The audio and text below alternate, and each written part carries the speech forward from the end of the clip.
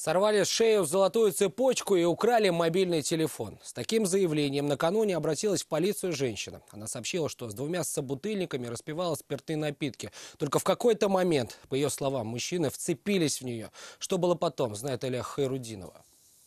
Люд, не трогай меня! Мне грабежа сейчас. Я инвалид, и не трогай меня! Прибывшим сотрудникам полиции молодые люди были явно не рады и были удивлены происходящему. Объяснили, чужие вещи не брали и никого не грабили. Женщина же была убеждена в совершенно обратном. Я убежала и... А при этом мама видела, как телефон. цепочку срывали, нет?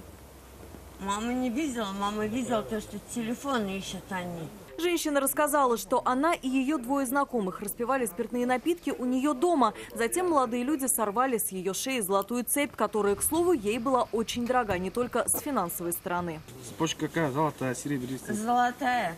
Я даже знаю, сколько грамм. Сколько? Ну, грамм 6.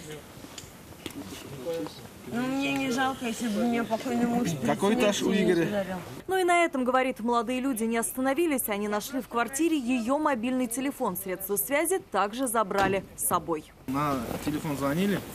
Звонили отключены. Сотрудники полиции задержали их дома на улице Олега Кошевого. Женщина уверена, что ее вещи уже успели продать.